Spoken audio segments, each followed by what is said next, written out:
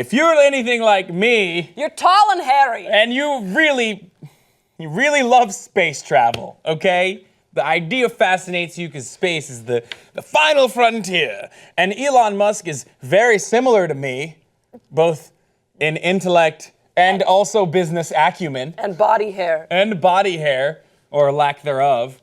And he just announced his plans to send 2 very wealthy private citizens to space to circle around the moon. That's right. We're going to space, Hasan. We are? I mean, Wait, it was us? I thought that when he said private citizens, if they had just cut out the wealthy part, we would have been great He didn't say the candidates. wealthy part. I added that because, I mean, we do have to report the news here, like in a truthful way.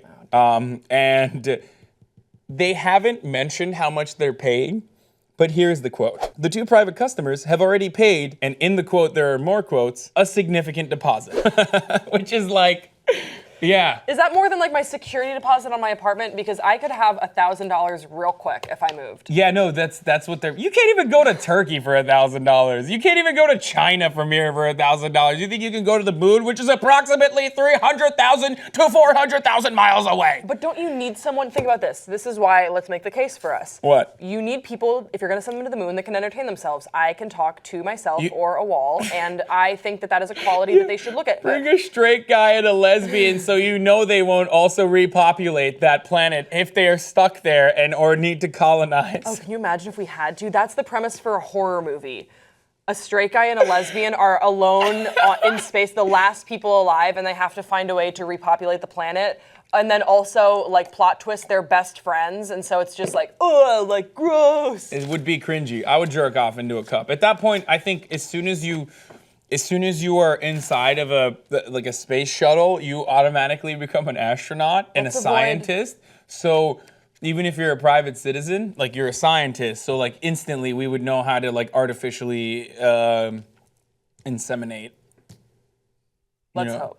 Let's never find out. I mean, look, if Matt Damon can become a scientist and an astronaut and make Damon, potatoes with his fecal matter, spoiler alert, that's what happens in The Martian. You're hitting every point I was going to say. Yeah, like, obviously, you can figure out how to make a baby up there anyway without actually having sex. But let's go back to the story. So, this is really fascinating because going to space is not easy.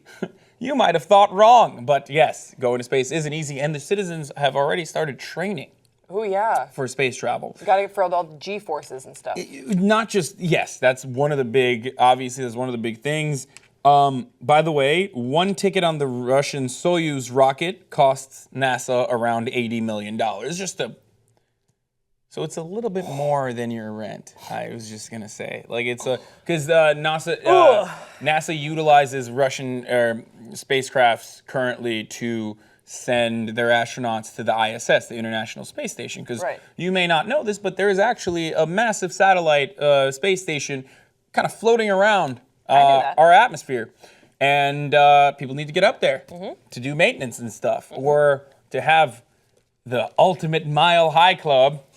I don't think that's why they go up there. I don't think that's why they go up there either. I just wanted to say that. Okay. But anyway, Musk actually obviously has a very profitable motive behind this. He thinks that private space travel will be the travel of the future. I agree. For like 4 people. Because well, no, I think this will be the first step in what will become over the next, I would say, century or so, way more common and way more of a bucket list item that people will save up for and train for and dream about. I think that we can, our grandkids could have a very real possibility of getting into space, also because I plan on becoming a billionaire. No, I was just going to say that. Yeah. I mean, look, with growing income inequality, like, that's why I mentioned 4 people.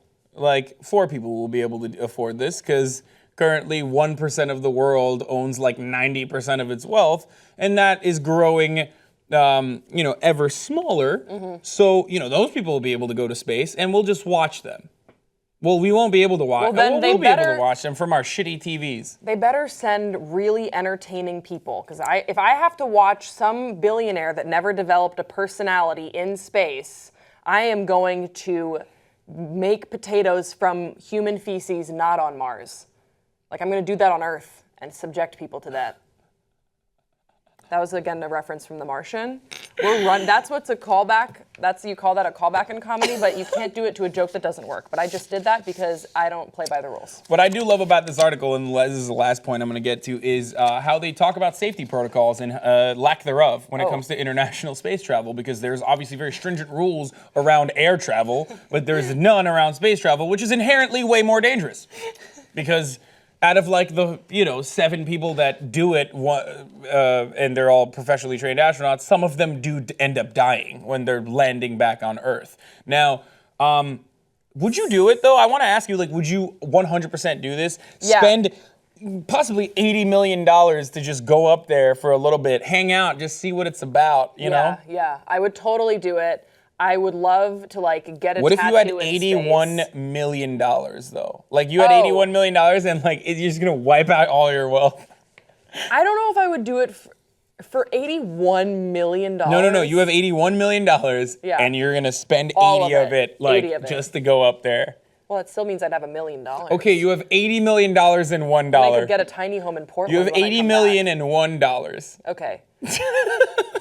I would, Haas, I'm telling you, I would do it. I would totally do it. So you'd have $1 left to your name. Yeah, I basically have that now. Like, I would just go into space. Like, Yeah, to but go you've into made space. $80 million at that point. So like you're accustomed to the lifestyle of an 80 millionaire. Okay, maybe I'd like save $1 million and then use No, and then you have $1 left. God damn it. You went to space. You didn't get a tattoo because you couldn't afford a space tattoo.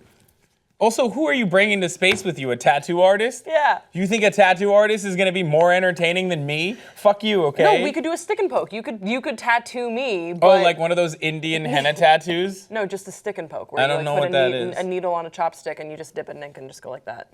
Is that a real tattoo though? Yeah, it's just a stick and poke. It just looks. Why are you like super just show your tattoo?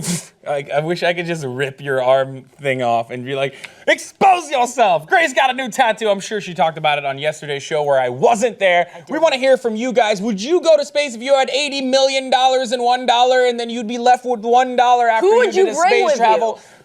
That's a really good question. Who would you bring with you? Because I now know I won't be bringing Grace with me because she doesn't even know how to make potatoes from her poop. So, but we want to hear from you guys. Leave us your thoughts in the comment section below. Don't forget to subscribe, and we'll see you next time on Pop Trigger.